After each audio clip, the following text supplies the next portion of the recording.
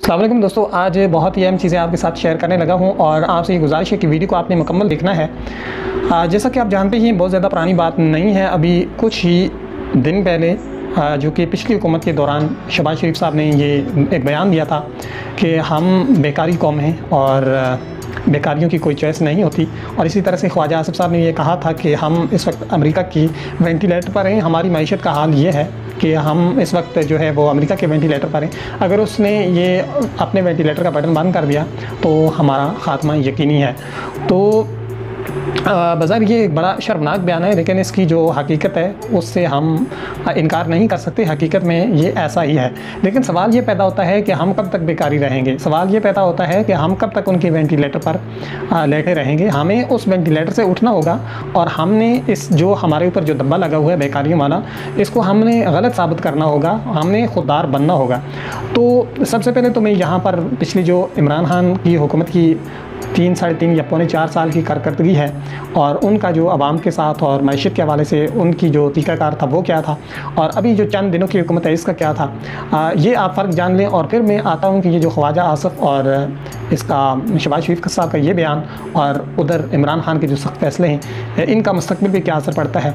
सबसे पहले जब इमरान खान हुकूमत में आए थे तो उन्होंने जो पहला फ़ैसला किया था, वो सबसे पहला फ़ैसला वो वज़ीर-ए-आज़म हाउस के अखराजात को उन्होंने कम किया था और तमाम जो माजी में और मौजूदा हुकूमत के दौरान शाही खर्चियाँ हो रही हैं उनको उन्होंने मुकम्मल तौर पर ख़त्म कर दिया था। कोई भी मेहमान आता, पानी की बोतल, चाय, बिस्किट के अलावा वहाँ पर कोई चीज़ नहीं दी जाती थी। सहाफ़ियों को डिनर, नाश्ते नहीं करवाए जाते थे।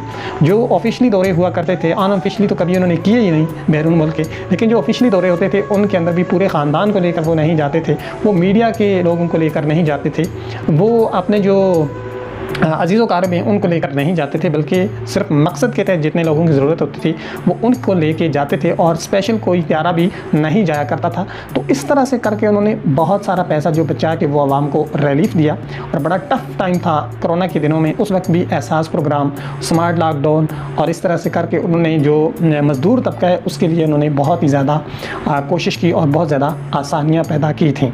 तो अगर देखा जाए गुज़िश्ता चंद दिनों की जो हुकूमत है तो इसने तो वही पुरानी जो शाह खर्चे हैं वो दोबारा से शुरू कर दिए हैं। जो शहबाज शरीफ साहब के अपने घर थे वहाँ पर भी इन्होंने अब वज़ीर-ए-आज़म हाउस का दर्जा दे दिया है और मॉडल टाउन के अंदर इस वक्त पूरे लाहौर का अमला जो है वो सफाई पर मामूर है, चमकाया धमकाया जा रहा है वहाँ पर शाही महल को। और अभी जो डिनर वगैरह हो रहे हैं अपने मनपसंद सहाफ़ियों को मीडिया पर पैसा बहाया जाएगा कि सब बेहतर हो रहा है। तो ये एक बुनियादी फ़र्क होता है और अवाम ये चाहती है कि हमारे ऊपर जो है हमें रिलीफ दिया जाए और सब्सिडीज़ दी जाए। और सबसे बड़ा जो मसला है वो यही है, जिस तरह से इमरान खान ने दिया था वो एक थोड़ा सा मुख्तलिफ तरीका था, क्योंकि उसने फ़जूल अखराजात जो थे वो ख़त्म करके तो अवाम को रिलीफ दी थी।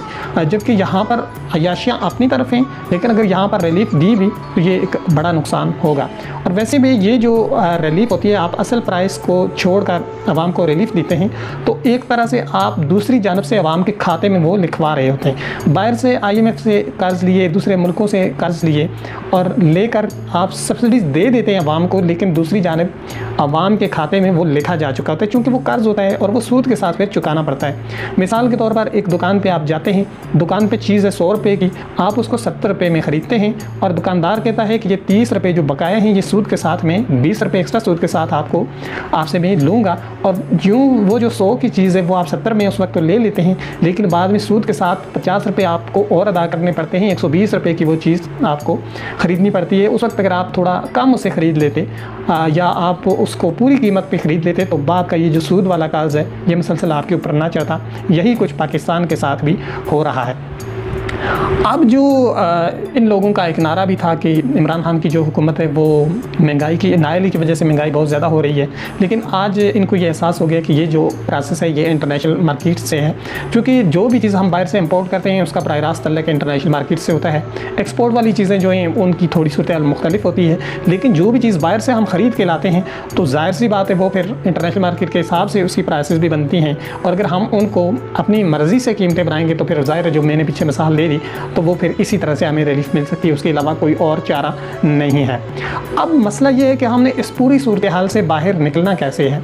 जिस तरह से ख्वाजा साहब ने ये कह दिया कि हमने वेंटिलेटर है अमेरिका के वेंटिलेटर पे हम उसको कुछ भी नहीं कह सकते, हम इसी तरह लेटे रहेंगे, और शहबाज शरीफ साहब ने भी हार मान दी, तो मेरे ख्याल में ये सलूशन नहीं है। जिस तरह से इमरान खान सख्त फैसले कर रहे थे, अवाम की बहुत सारे जो उनके अपने कारकुन भी वो कह रहे थे कि इमरान खान महंगाई बहुत ज़्यादा कर रहे हैं, लेकिन हमारा जो मेयार सोचने का वो मैं कह चुका हूँ कि वो बहुत ही लो है। हमें इस मेयार को बहुत ज़्यादा अपग्रेड करने की हमें ज़रूरत है, क्योंकि इस तरह चीज़ें नहीं चलती। तो इमरान खान ने जिस तरह से सख्त फैसले लिए थे, जिस तरह से उन्होंने हर मुल्क के साथ बराबरी के ताल्लुकात की बात की थी, जिस तरह से उन्होंने अपनी कौम के लिए दुनिया के हर मुल्क से बात की, और जो ओवरसीज़ पाकिस्तानी वो जानते हैं कि पाकिस्तानियों की कितनी इज़्ज़त बढ़ी थी इमरान खान की वजह से। तो ये तमाम तर चीज़ें जो हैं ये अब हमारी समझने के लायक हैं। हम ये नहीं कहते कि कोई भी गवर्नमेंट हो, लेकिन कम से कम उसको एक ऐसा स्टेप लेना चाहिए कि हमें कम से कम मुस्तकबिल के बारे में सोचना चाहिए। जिस तरह से हम इस मौजूदा निज़ाम के तहत चल रहे हैं, हम ये सोचते हैं कि हम अमेरिका के वेंटिलेटर पर हैं, हम ये सोचते हैं कि हमारी मैशत का बेड़ा गर्क है, और जब हमारी मैशत थोड़ी बेहतर हो जाएगी तो हम अमेरिका को भी जवाब दे देंगे, हम अमेरिका की ग़ुलामी से भी निकल सकते हैं। तो मेरे भाई ऐसा नहीं होता। आप अगर आज नहीं बोल सकते तो आप कल भी नहीं बोल सकेंगे। आज आप में इतनी हिम्मत नहीं है कि आप अमेरिका को उसकी आंखों में आंखें डालकर बात करें।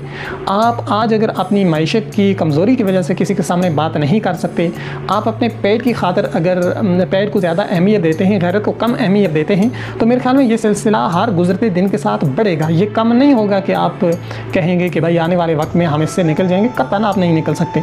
पेशावर के जलसे में जिस तरह से जो बात की थी दिफाई हथियारों के हवाले से इमरान खान साहब ने, तो वो यही कहना चाहते थे दरअसल, जिस पर ISPR का बड़ा रिएक्शन भी आया कि हम खुद इन चीज़ों का दिफा कर रहे हैं। और ठीक है, बहुत अच्छे तरीके से हर चीज़ मैनेज कर रही है फ़ौज भी, लेकिन जब आपकी मैशत इस कदर गिर जाएगी, इस तरह के लोग आकर बैठ जाएंगे कि जिनके अंदर इतनी हिम्मत नहीं है कि वो अवाम को भी मोटिवेट कर सकें और कोई ऐसा फ़ैसला करें जिससे बराह रास्त कौम ऊपर की तरफ जाए, मैशत ऊपर की तरफ जाए, और वो हमेशा सख्त फैसलों की वजह से होता है। तो ये लोग अपना पेट भी भर रहे हैं, अवाम का मुँह भी बंद कर रहे हैं, मीडिया का मुँह भी बंद कर रहे हैं। तो ऐसे ये फैसले नहीं होते।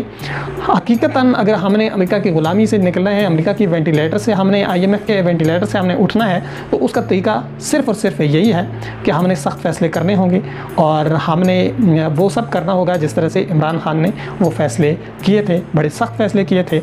और मेरे ख़्याल में वो भी इतने सख्त नहीं थे, इससे भी ज़्यादा सख्त होने चाहिए। चूँकि मैं बार बार ये कह रहा हूँ कि अगर आज हम इस पर स्टैंड नहीं लेंगे तो हम कभी नहीं ले सकेंगे।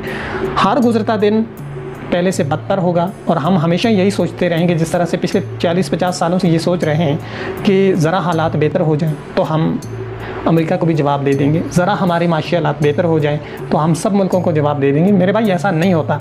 आप स्टैंड लें, आप गैरतमंद बने, उसके बाद आपकी मैशत खुद ब खुद ठीक होना शुरू हो जाएगी। आप आवाम के साथ अवाम को मोटिवेशनल करें, आवाम को आप समझाएं कि ये जो चीज़ें हैं इसके नुकसानात क्या हैं और इसके फ़वाइद क्या हैं।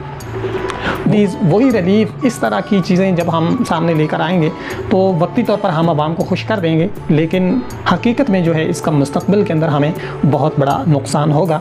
और इसका जो अब वाहिद रास्ता है वो यही है कि हम जिस तरह से ये स्टैंड लिया है इमरान खान साहब ने, तो पूरी तरह से इमरान खान साहब का हमें साथ देना चाहिए। और जो बाहर से मदाखलत कर रहे हैं लोग, तो उनकी उस तमाम तर मदाखलत को हमने नाकाम बनाना होगा। और ये जो महंगाई वाला इशू लेकर रजीम चेंज करने की कोशिश की, और पाकिस्तान के अंदर भी बहुत बड़ी आवाम ये इस चीज़ को बहुत बड़ा इशू बना रही थी कि महंगाई कर दी, फ़लाँ हो गया।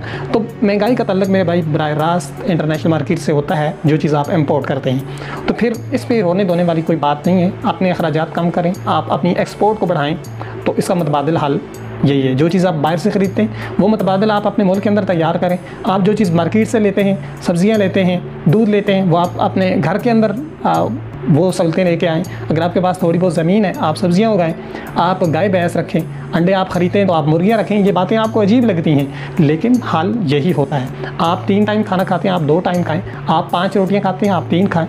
ये हाल होता है। कौमें इसी तरह ऊपर जाती हैं। कौमें जब कर्ज़ पे कर्ज़ लेकर, हाथ फैलाकर और ये कहें कि आज हमारा पेट भर जाए, कल सोचेंगे तो मेरे ख्याल में ये हमेशा जो सफ़र है वो ग़ुलामी की तरफ ही चलता रहता है, वो कभी भी ऊपर नहीं उठती। और अगर आपको अपनी इज़्ज़त और वक़ार की फ़िक्र है तो मेरे ख्याल में इस वक्त इमरान ख़ान का जो मिशन है उसी सफ़र में आपको निकलना होगा, उसका साथ देना होगा। और जिस तरह से इमरान ख़ान बड़े दुबंग और बहादुरी के साथ फ़ैसले कर रहे हैं, तो उसका अगर आप साथ देंगे तो यकीनी तौर पर आप अमेरिका की ग़ुलामी से भी निकलेंगे और आप जो है आपके हालात बेहतर हो सकेंगे। बसूरत दीगर ये जो लोग हैं हमारा पैसा लूट कर बाहर लेके जाने वाले और वक्ती आर्जी रैलिफों पर हमें टरखाने वाले, अगर इनकी चंगल में हम फंस गए तो ये उनके कारिंदे हैं जो कि इंटरनेशनल माफिया है, तो फिर हम कभी भी नहीं निकल सकते। और इस सोच को अब ख़त्म करना होगा कि हमारे जो माशी हालात हैं वो थोड़े बेहतर होंगे तो फिर हम बोलेंगे। मेरे भाई अगर इस तरह खामोशी रही तो हम कभी भी ना तो सुधर सकते हैं और ना ही हमारे माशी हालात बेहतर होंगे। माशी हालात भी हमारे तभी बेहतर होंगे जब हम खुद पर कंट्रोल करेंगे, अपने नफ्सियाती ख्वाहिशात को कम करके हम अपनी जो गैरत का तकाज़ा है उसको ज़्यादा तरजीह देंगे, तो तभी जाकर हमारी कामयाबी होगी। उम्मीद है कि मेरी बातें आपको समझ आई होंगी। अगर ये तमाम तर बातें आपको पसंद आई हैं, आप इससे इत्तेफाक करते हैं तो वीडियो को लाइक और शेयर ज़रूर करें। शुक्रिया।